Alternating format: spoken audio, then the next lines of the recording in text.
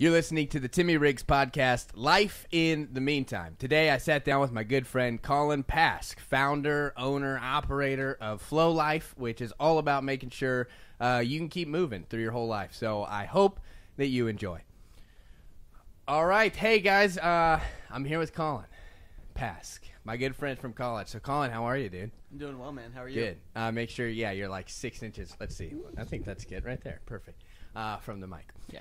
We just got done doing a workout. He came to my house, and that's a pretty good thing for you to be able to get out because I'm trying to figure out how to really intro you here. But any of my friends that listen to this are going to know you. But you just had a baby. Mm-hmm. So tell us about your baby real quick before we get into even your business and stuff. Yeah, totally. My wife, Carissa, and I just had our first baby on December 12th, 2020, and his name's Steele, and he was 6 pounds, 2 ounces, so a little itty-bitty guy, but he's awesome, and we're having a lot of fun with him. So he just turned a month old a few days before this podcast was recorded, so we're excited. A month old, so you still got to come out here, do a workout, and that's the beautiful part about coming to my house is because one of the things, and I'll get into this, but this year I am investing. Like, that's my word, right? So I'm trying to invest in different areas of my life. So in the meantime, I've explained it many times on here, but in case this is the very first time anyone's listened, it's about making sure that I'm living right now. Like, if I want to get from A to B, like, there isn't a meantime between there. And so often, for me, I can just be focused on the B. And we've talked about that this morning already. And so in the meantime, it's about living now. And I think there's like 5 or 6 components to that. I haven't narrowed it down, whether there's 5 or 6 or not. But basically, spiritual. Like, there's your spiritual life. There's your mental life, your physical, your relationships, your finances, and kind of like your career, and your job and stuff. And I think if one of them is good, but 5 of them are bad, you're not going to be where you want to be. So I think that you really need to work on all 5, all 6 of those being good, So I invested in some gym equipment. That's a long way around explaining why you came to my house and all that, and we worked out. But that's kind of what we're going to focus on today. I think some of those other ones are going to sprinkle in there, but we're going to focus on, the physical aspect of life, working out your body, taking care of it. And that's huge for you because tell us about sports in your life for high school, college, and what it kind of led to. Yeah, so sports were a huge part of my life growing up. I grew up in a huge family of 6 kids, and I was number 3, so I was like right in the middle. And everyone in my family grew up playing sports. So I was, I grew up chasing my older brothers around, and I counted it up one day, and I literally played 9 different sports, growing up. And so God. What are they? So let's guess. Yeah. All right. So basketball. Never played. That's one of the only I know. First guess, dude, that's one of the only ones I never played. Oddly enough, never played field hockey. Yeah, regular hockey. Yeah, we played ice hockey. Yeah, so we did ice hockey. I played for 6 years. Yeah, no, I know. Okay. Down in Florida, right? Yeah, dude. No, I know. We played when we lived in Virginia Beach when I was like, young, like in between the ages of 2 and 5, and my older brothers were more into it than I was. But when we moved to Oklahoma, hockey wasn't the hottest sport on the market, so we went ahead and my dad switched us over to wrestling when I was like 6, and so I wrestled for like 10 years when I was a kid, and that's kind of that was my winter sport growing up. But yeah, man, no, that makes sports sense. Was huge. I mean, I knew that, but your body is very wrestler. It is. Yeah, I mean, I definitely am not the tallest guy in the world, and so I definitely fit the wrestler frame. But, sports were a huge part of my life growing up. It's a huge part of why I fell in love with just movement and human movement, and why I think I'm heading the direction I am with my life, being in the physical therapy school and also running a fitness company. And, that's one of the things I think, God's really placed on my heart is a passion of mine. And, being an athlete growing up, you always have something to train for. And, I ended up doing pole vaulting or track and field all through college. That was kind of the sport I landed on to do in college athletics. And once I got done with that when I was like 23, I kind of realized like, wow, I don't have anything anymore. Kind of once I explored trying to do, post-collegiate stuff with pole vaulting, and it just didn't work out. And so once I kind of realized that wasn't going to work out, I kind of had to find another outlet for myself to stay fit, to stay active. And, being someone that had always loved, being active, working out, doing fitness, falling into that space came pretty naturally to me. But it actually was a funny story, how I fell into it. And it was because I had started my own foam roller company when I was 23 years old. Did you see my foam roller out in the garage? Yeah, I saw you repping it. Yeah, Flolyfe Sports Performance. Yeah, that was the first business I ever started when I was 23 years old. And I was actually going to the gym that I wound up getting plugged into, Solid Rock Training. Shout out to Solid Rock Training in Norman, Oklahoma.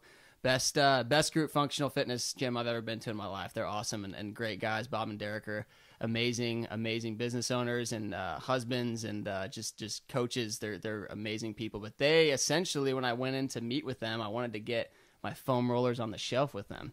And so we had 2 meetings. The first one, they were kind of feeling me out, seeing if this was going to be a good product for them to sell to the people that went to their gym. And the second one, at the end of it, they said, have you ever considered coaching? I was like, no. And they're like, do you want to work here? And that's like, the rest is history. I ended up doing group functional fitness for a year and a half. That's a cool story because that's a perfect in the meantime illustration. Yeah, that absolutely. You had this goal and you were just moving towards that, right? And then different opportunity opened up for itself, which then has led to even more. Yeah, exactly. So I think that that's the importance of literally just continuing to move. Okay, so next week I'm preaching a sermon for our college group and young adult group, and the passage is going to be where Jesus says, hey, let's get in the boat, let's go to the other side. And I'm going to hone in on this idea of like God has called us to keep moving in life, like a certain direction. Like a lot of times people complain that they don't have a strong friend group, and I'll be like, okay, have you have you met someone at the library, or are you talking to people in the hall? Well, no, because usually they're with other people. And I'm like, okay, if you're not moving in the direction you want to go, you're not going to get the outcome that you want, Anyway, so that's a similar, I feel like that makes sense here. Oh, go ahead. No, absolutely. No, yeah, and then that's really, I mean,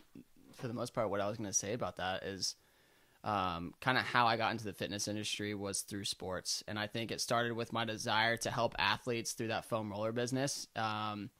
And then, kind of branched into what my, kind of new love is now, which is, functional fitness and helping people optimize their life through fitness. And I really think it's a powerful platform, very similar to what you do with preaching to help someone transform their lives. Oh, sorry. Well, thanks. And I think that literally, your workouts that you're putting on, and we're going to talk all about where people can find you and, awesome. and learn from you and stuff. But you have your Flolyfe Instagram page and YouTube, and you'll put up, quick clips of the workouts. And I'll do them, like I'll watch yours and I'll do one of them or something. Oh, yeah. But even today you came and we did 2 12-minute sessions. Yeah. And we weren't even killing ourselves, but we were worn, like I was worn out. And I'm already, like I told you already, my buns are already feeling sore, Oh, yeah. And so, I mean, this is stuff that you're doing. We're kind of, I want to get a little bit more focused here, but that was your story. That's what you're doing now. You're helping train. And I think that's amazing. What are, so your packages and stuff, tell about do quick. Yeah, for sure. Yeah. And, kind of piggybacking off what you just said, the whole premise of what I try and do now is help people realize, because our workout today was 2 12-minute AMRAPs, which is as many rounds as possible for anyone who might not be familiar with that term. But, it really doesn't take more than about 30 minutes a day to not only take care of your body, but also help transform it. And I think that experience in itself, is very transformative because it can lead to a change in your energy levels. It can lead to a change in your confidence. It can lead to, even a way that you just see life in general. And I think, it's a really fun way to do that with people. And, I always try and, put it in perspective. If you check your screen time, how if you have an iPhone out there, it gives you that screen time report at the end of every week, right? Well, I would, imagine that a majority of people have in between 2 and 4 hours of screen time a day. Yeah. A day, right? And so if you multiply that by 7 days, you're minimally spending 14 hours a week on your phone. That's a lot of time. Crazy. They right? do that times a year. Yes. No, exactly. Did you listen to Craig Rochelle's podcast this past week or whatever? No, I didn't. Focus? I saw it. No, I did not. He talks about how now studies are showing that, obviously we don't know how everything's going to change or whatever, but the average person is going to spend 10 years of their life on social media or Netflix or whatever. And Craig was like, "Can I get up in your business? That's gross. That's Yes. wrong. You need to change." Yes. I was like, "Ooh, I like you telling me I need to change." Like that's good, you know. Yeah. Anyway. No, dude, and that's a great, like, I mean, it just puts it further into perspective. You know, when you look at fitness, like, most people think, oh, I need to work out, 3 to 5 times a week. Like, so we're talking, like, minimal, an hour and a half of your time a week versus 14 hours that you spend on your phone. And that's only if you do 2 hours a day. My screen time's higher than that, mainly because I run a business through social media, and so I spend a lot of time on my phone. But at the same time, you got to think about it. Like, you got to put that into perspective, because I always, you know, people are always like, oh, I just can't get motivated, or I don't have the time, my schedule's too busy, and I would just want to call bull crap on it, you know? And I think that helping people see that, and then, you know, helping them through the programs that I write and the coaching that I give online kind of will help, you know, not only help them establish healthy habits, but help them establish a healthy relationship with movement. Because ultimately, if you don't have a healthy relationship with anything, right, with your phone, with your friends, your spouse, whatever it might be, you know, all the other areas are going to suffer. And so if you don't have a healthy relationship with fitness and with movement, where, you know, maybe you look at it as like an obligation and you feel guilty when you don't do it, you know what? If you do 30 minutes a day, I can imagine that it's not going to become so much of like a guilt trip thing that you feel every day. It's going to become more of something that you look forward to, right? Just shutting your brain off for 30 minutes, moving your body, sweating. You're going to feel amazing afterwards. Your energy levels are going to be higher. And, you know, at the end of the day, you're just going to be a better you. And so my programs, back to like your original question, are built around that. I have custom training, which is basically where, we will talk, one-on-one. We'll do a 30-minute movement assessment. I'll create a program that's tailored specifically to what I see in that movement assessment, as well as what your goals are. So if you wanted, like, let's say Timmy wanted to be just absolutely yoked. I want to look like you. Dude, come on.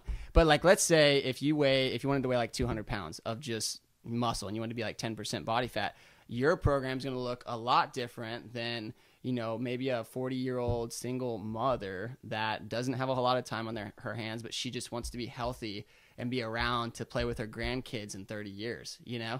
And so that's what I help design for people, though, is because, like, both workouts are still going to take roughly around 30 minutes a piece. Their training sessions are going to last 30 minutes a piece, but they're going to be built differently. So that's the custom training package, is doing that. And they have access to you. Absolutely. So you can make this app. package, and this is stuff you're helping create, where you're saying, hey, you could just work out at home. Mm-hmm. Yes. Okay. Yeah. So, yeah, and that's the other thing, is you bring to me whatever resources you have. So, for instance, you are a rare case. You have a full gym, which is sweet, by the way, guys, in his garage. Riggs Oasis. Hey, it's coming. Yeah. 2030. No, yeah. The beginnings are here. The seed is here. That's right. But someone like you would be honestly really easy to program for, because you have all these tools in your garage. But I have some people who come to me that only have one pair of dumbbells and a jump rope. All right. And I'm like sitting there thinking, that's not very much equipment. But guess what?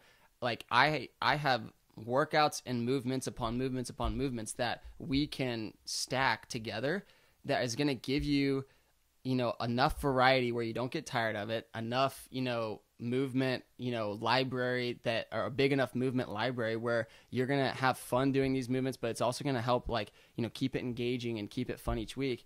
And, I can still create a great program that helps you, achieve your goals with that. It's going to maybe look a little different timeline wise if you don't have as much equipment, but it doesn't matter. At the end of the day, I'm not chasing after numbers with people. I'm more so chasing after helping them restore their confidence, their energy levels, helping them, just feel better about themselves and create the habits that's not going to just last for the month or 6 months that they work with me. It's going to help them, do this for the rest of their life. And so I try and educate people on why we do things and, how, like, why do I build a workout the way that I do? If I was training you, I don't want you to need me. At the end of the day, I want to educate you enough to where, like, maybe like 6 months from now or a year from now, you feel like you know enough about fitness that you can hop on, a workout and ride it yourself and get after it. You know what I mean? You don't have to be a coach or a personal trainer, but you can do it yourself. So that's the biggest package I offer. And then there's another, a couple like pre-made programs, like a 6-week immersion program that's 45 days long. And it's essentially, pre-written, but I take people through just almost like habit formation process, where you're learning to just move 30 minutes a day for basically 45 days straight. And, it's not like you're like doing HIIT training every single day like that.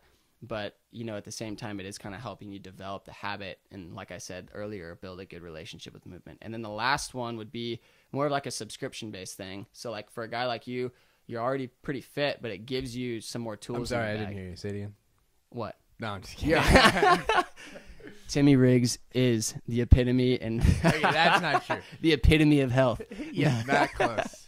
No, but like you're already a fit guy, right? You're not, you're young. You were an athlete. You were a college athlete. Like you did sports when you were growing up. I'm not worried about you necessarily maybe needing a custom program.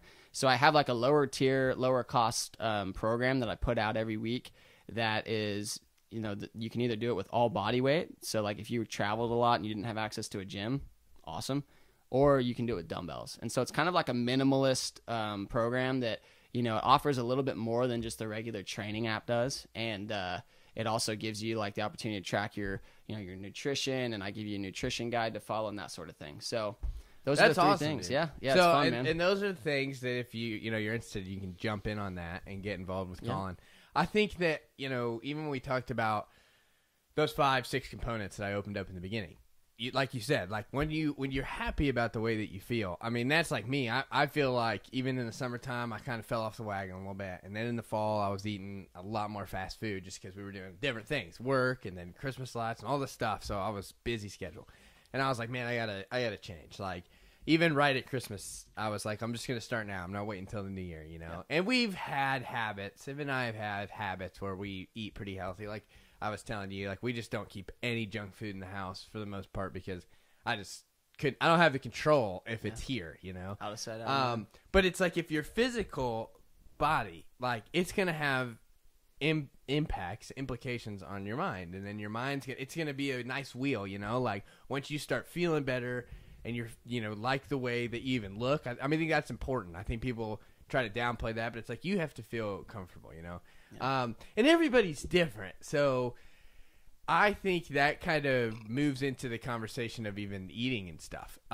Because I think that there are so many times when I know, like, I've heard a podcast they talk about calling it good or bad is not the right thing to do, right? Mm-hmm. Like, you can't add a morality to food. Like, but we should be a little bit more like, this is healthy or this is unhealthy, right? Sure.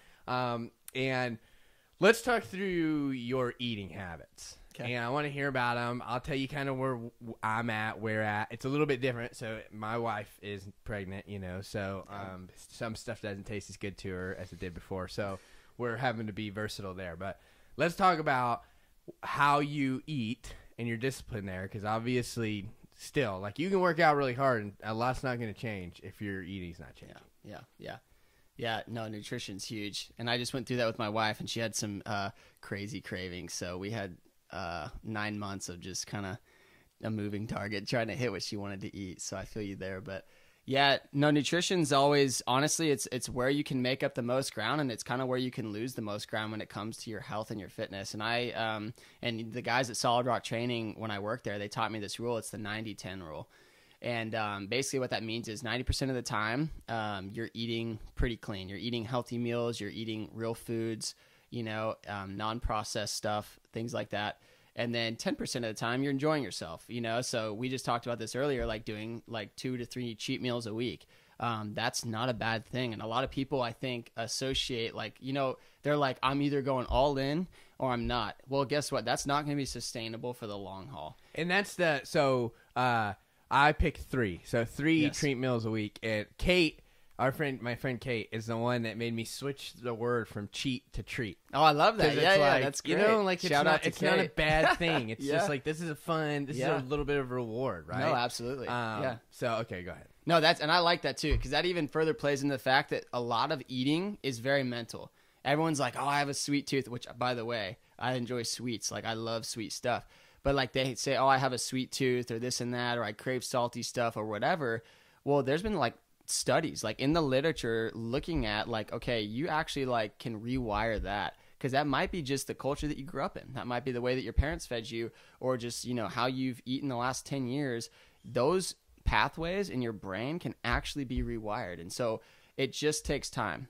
And that's the biggest thing, is once you commit to trying to transform the way that you see food, And like I said, relationship to movement, you're trying to make it healthy. You're also trying to build a healthy relationship with food. You need to not look at food as a means to an end. You need to look at food as, a way to sustain yourself. Look at it as fuel. Like, what am I putting in my body now that's going to help me for my meeting this afternoon at 2:00, right? Like, what am I putting in my body now that's going to help me look good when I'm 50 years old and I'm only walking around right now? I'm like 25 years old or 26 years old. Like, that's the type of relationship that you want to build with it. So, but still not just in the sense of like, it's just fuel. I just have to get it done. I'm going to scarf down these raw carrots. Like, enjoy you can still it. make, like our smoothies that we just had Yes. that I made us. Yeah, dude. That's a perfect Tim example. just made like the greatest smoothie of all time. I'm waiting for him to open up a smoothie Yeah, shop. I'm about to. Yeah. Like, dude, it's great. But back to kind of like, you asked me what my eating habits are. I start every 24 hours, I have either a 12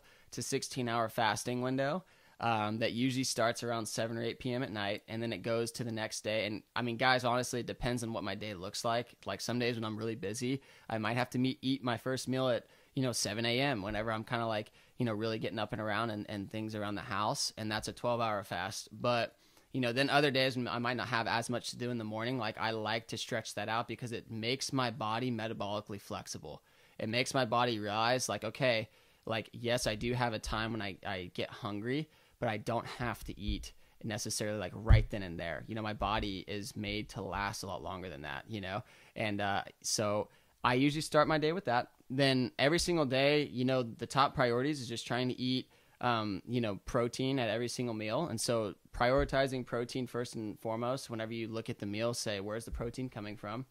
And that can look very different at each meal. But I always love to try and stick. Like, I'm a guy, I weigh around 170 pounds. And so I try and eat roughly about 0.8 grams to a gram of protein per pound of body weight. so do you weigh your food? Because that's one thing I just haven't gotten into. Yeah.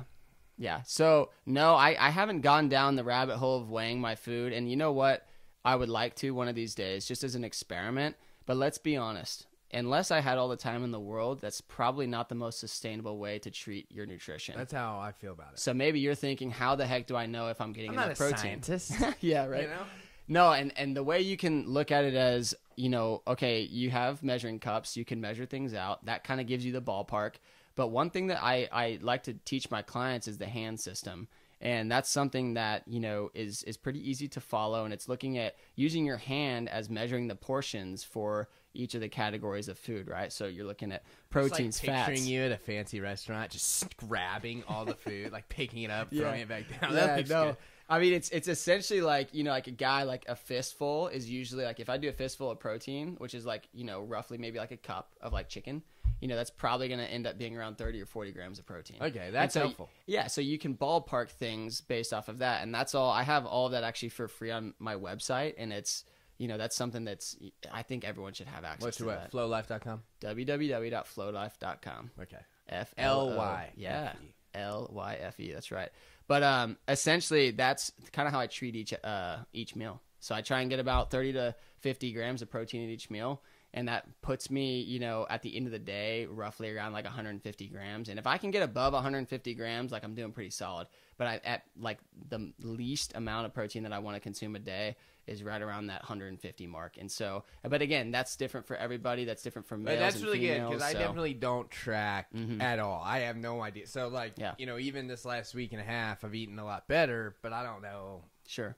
how much I'm consuming. Yeah. No, and I mean, it helps you. I think when you do it that way, you wind up eating, you prioritize, like, I know, you guys don't eat keto, correct? You eat like kind of like more Whole30 More type like stuff. Whole30, yeah. So it helps you kind of understand, like, it helps you understand where all of your categories, like your macros, are coming from, and it helps you really look at your plate and be like, okay, like, I can tell, like, I'm eating way more carbs than I am the other, the fats and the protein, right? But if you prioritize protein first, most of the time you wind up being pretty equal at the end of the day, a pretty balanced diet. So, and everyone, they want to cut carbs. I don't think carbs are bad. I think carbs are fine. I think carbs are, that's literally what your body uses for energy. Your muscles need carbs. So, don't be scared of carbs.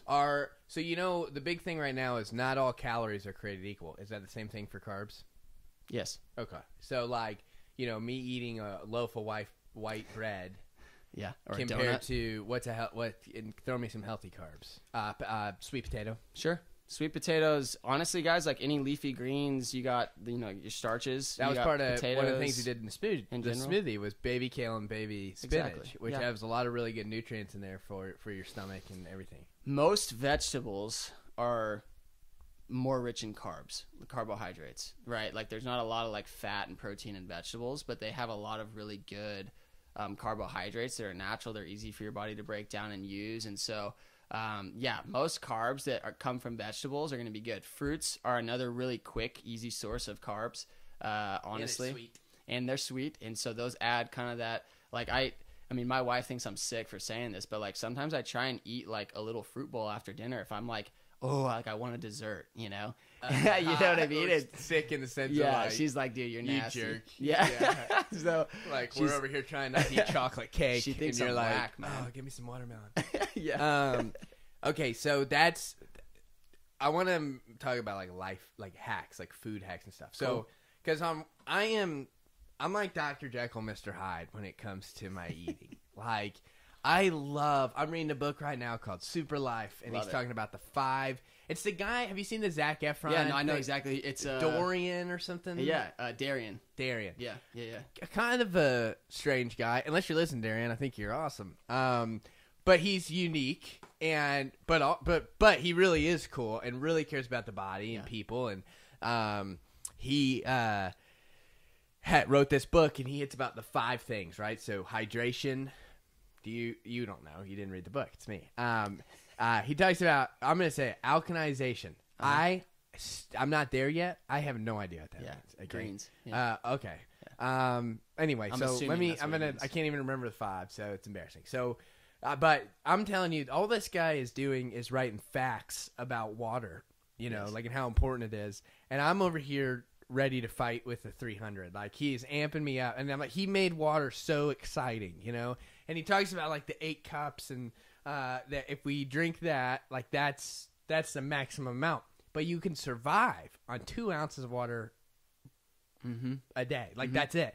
And so he's like, your life is going to be way less the maximum potential that it could be. Like you're going to be surviving, but you're not thriving, right? Yeah, and so I think that we just get used to that, and everyone's like that in their own eating habits. So let me get back to feeling like Dr. Jekyll, Mr. Hyde. And that is that, like, I love it. I love the idea of eating healthy. I'm all for it. I believe in all the reasons. Like, I want to be 65, 70, still playing basketball with my grandkids. Like, I want that. Those are my goals. But then there's times, and, like, I can be really strong in, like, seasons. And then there's times where I'm like, I'm busy, I'm tired. Let me just pick some up for the 3rd night in a row on my way home, and I'll eat it. And then I feel worse, like, the next day. But it's just, like, and I know better. I know that, like, but it's, like, it's hard, right? So, basically, I want us, like, you are, and anybody in that field that really does it, it's a little bit like you've compounded discipline for your whole life. So, us average people that want to be better, but it takes, time. Like, do you have any tricks? I don't know. Sure. Like, you know what I'm trying to say? Sure. Yeah. Yeah.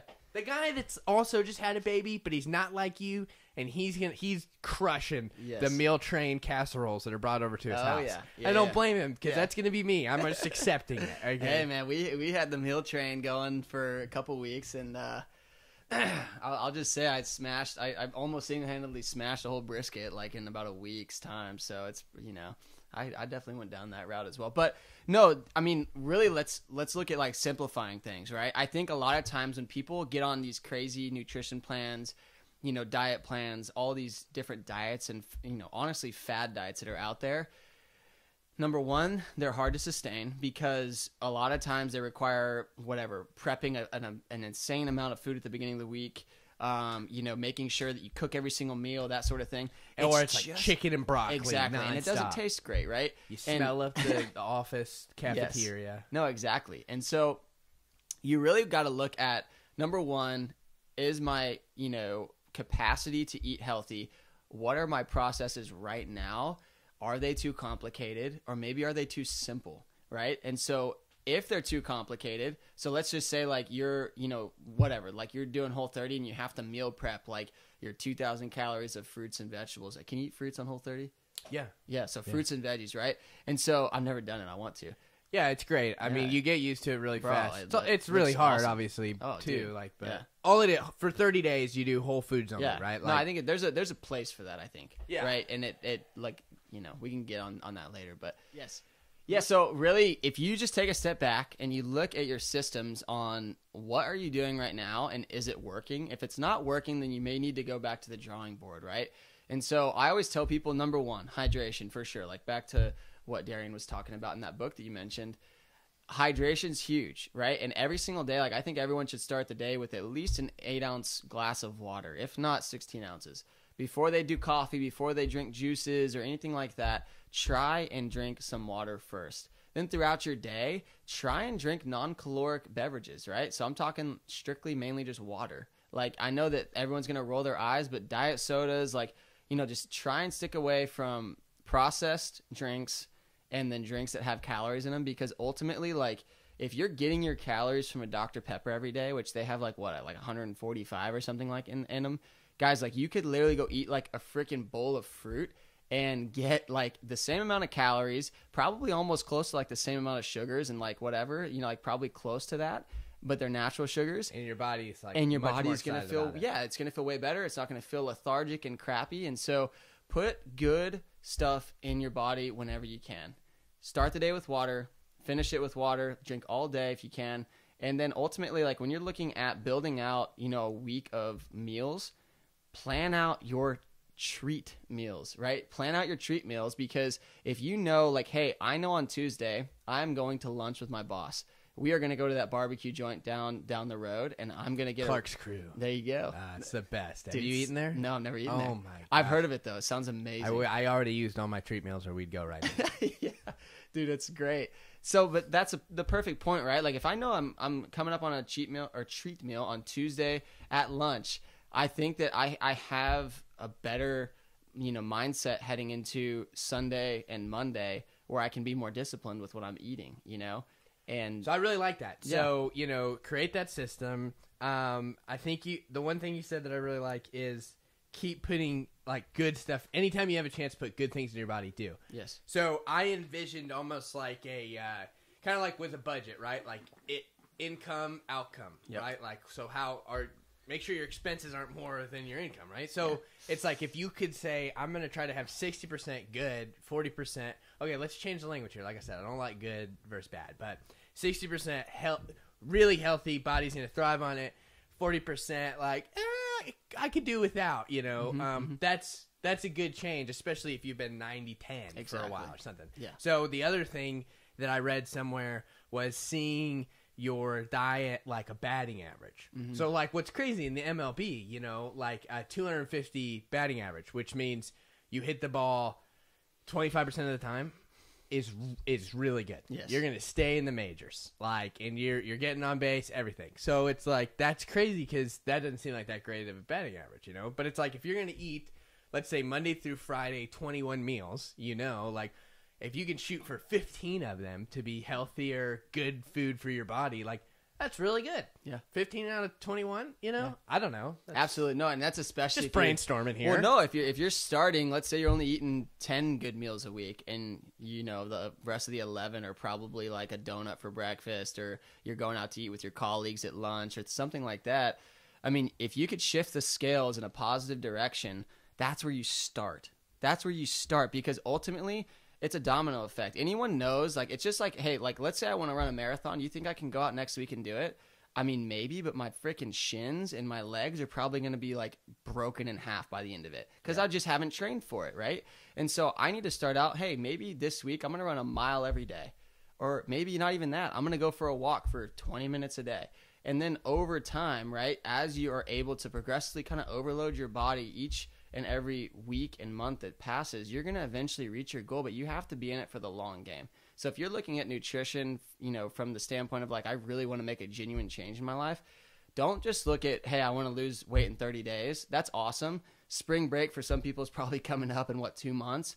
Everyone's like, all right, time to get fit for spring break. Like, no, like try to look past spring break. Let's look to Christmas of next year, right? Like, where do you want to be at Christmas of next year? And, that gives you an entire year to plan ahead, to look at your 12-month plan, to see, maybe if I'm eating 10 bad meals or 10 good meals a week right now, this month I'm going to start with 12. And then the next month I'm going to go to 14, and the next month. So it makes it a lot easier to reverse engineer something like that. Start with like what your goal is, right? To get to a good balanced place.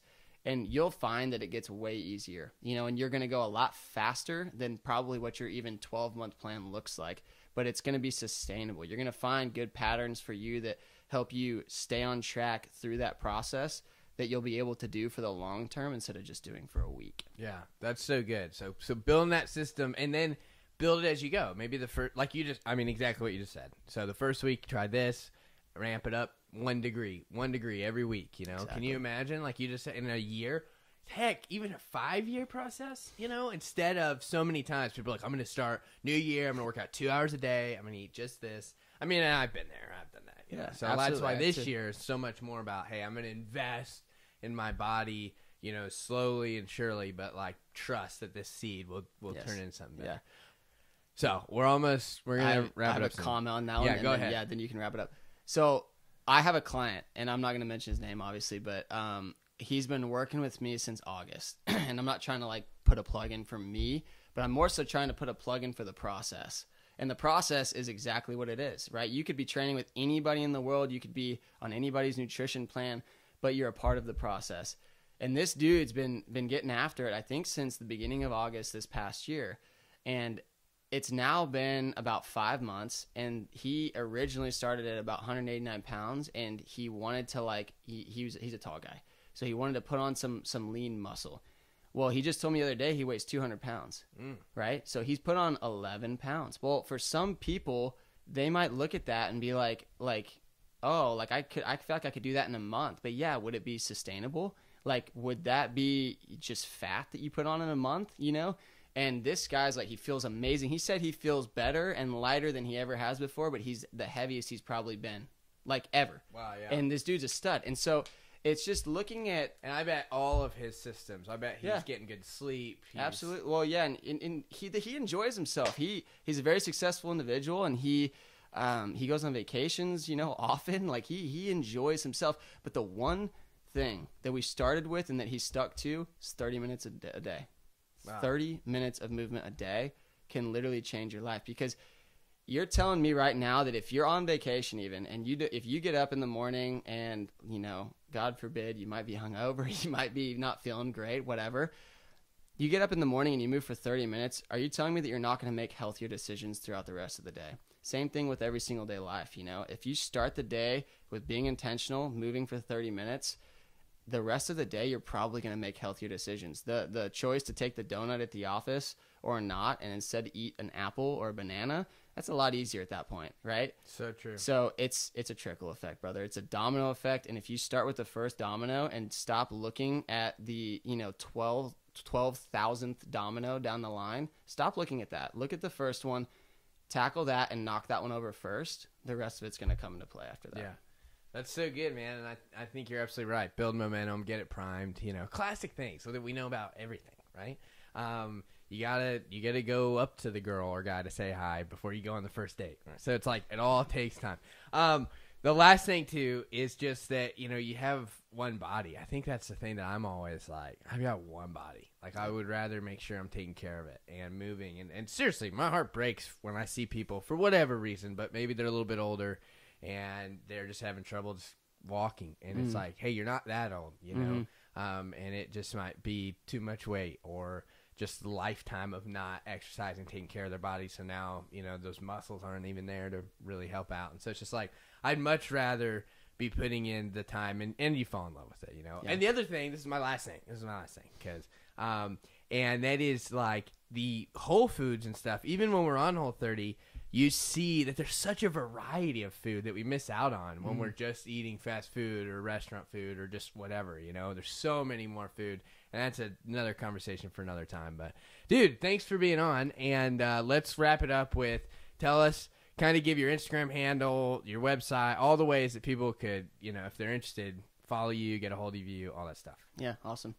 First off, thanks for having me on. Like this is actually the first podcast I've ever done. So, Yeah. and I know that this is gonna be a big. Well, say hi to my mom. Yeah, what's up? What's up, Miss Riggs?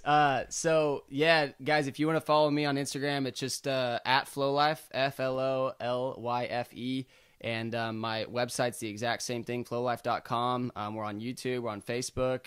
If you go and follow any of those platforms, I post daily on all three of them. And honestly, if you guys want to reach out to me personally, if you have questions about anything I've said today, if you have questions about getting started, I'm always happy to answer them. Sweet, dude. Well, thank you, Colin. Thanks for being on, and we'll talk to you later. Sounds good. Thanks.